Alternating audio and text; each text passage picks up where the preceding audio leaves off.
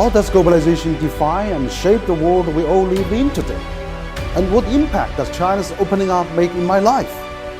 I'm Wang Huiyao, a global bridge builder, bringing China closer to the world.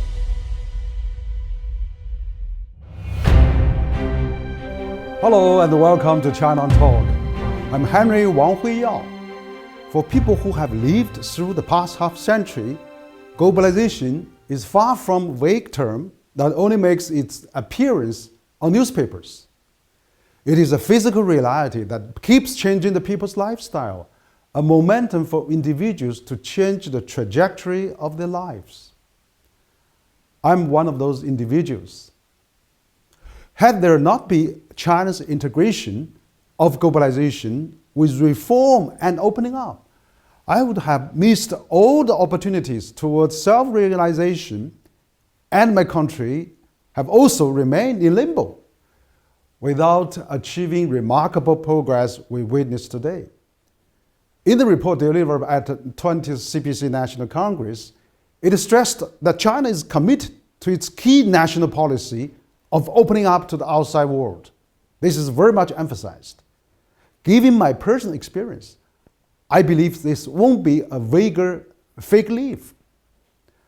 I remember the first major global news that struck me was 50 years ago when the then US President Nixon visited China. Back then, China was still going through the Cultural Revolution. Don't learn ABC, you can still make a revolution was the slogan. But after Nixon's visit, I found my hometown, which is Chengdu, the radio started to teach English. So I started learning English through the radio, actually at that time, as a teenager. After my brief 2 years at the high school, I was actually sent to the countryside, like many young people in China, in a remote village of Sichuan province. On a regular working day, I was sweating and doing a very harsh work actually in the field. The loudspeaker of the countryside actually suddenly announced exciting news that the national entrance exam for the college graduates was restored.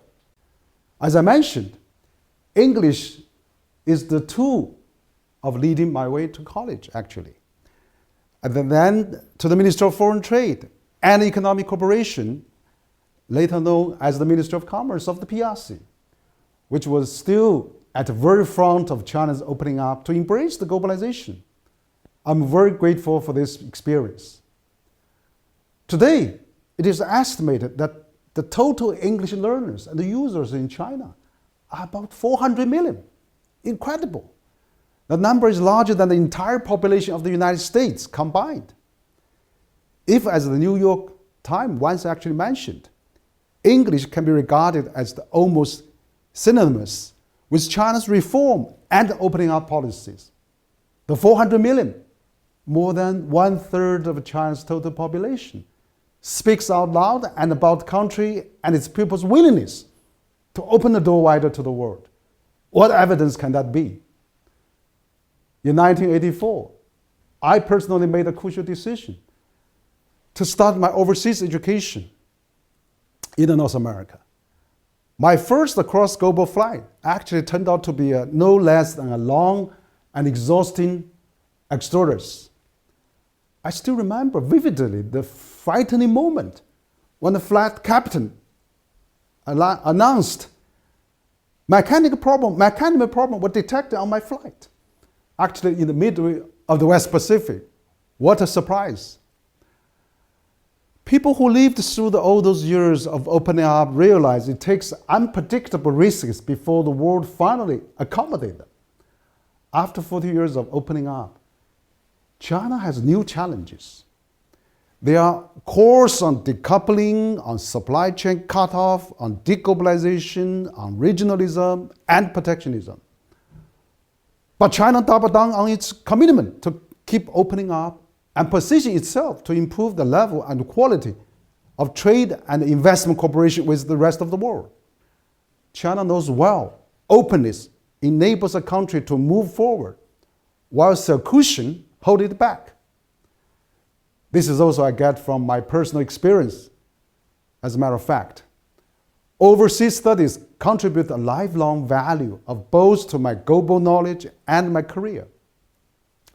I earned my skill and professional knowledge on how to work internationally while seeking to collaborate with people of diverse cultural background. That's very important. Bridge China and the rest of the world. It's become my mission. I believe it would not only make myself better off, but also lead a better mutual understanding for people in this world. It's not only for my interest, but for my country and the world. Actually, in 2008, after the Beijing Olympic, after the One World, One Dream motto of the Beijing Olympic, I founded the Center for China and Globalization, or CCG. Unfortunately, globalization we have witnessed is no longer well received in some parts of the world.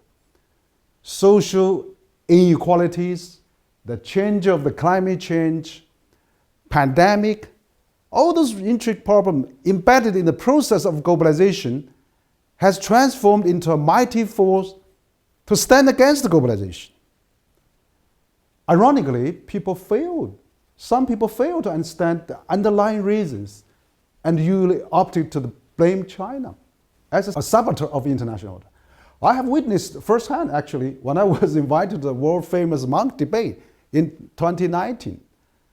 I made my points with my colleagues to justify China's outstanding performance of poverty reduction of 800 million people out of poverty. And its achievement as a global economic engine contribute in a decade over 30% of global GDP growth as the largest contributor to the UN peacekeeping force among P5 countries. Most of the audience members were actually convinced, agreeing with me, actually. Initially, there was a big disagreement. Of course, we finally managed to win the debate with a small margin, with 3,000 live audience members voting in the famous Toronto Thomson Hall. So this is really a moment that I really remembered very well. To some extent, globalization is giving its way to isolationism and populism at the very moment. They try to separate today's two largest economies. Just imagine that. The pandemic has also accelerated the separation. As I stressed in my op-ed piece, recently published in the latest edition of The Economist, a well-known magazine, this exchange has created incalculable value in interpersonal connections, economic benefits, and such fields of collaborative research as Human Genome Project and COVID-19 vaccines.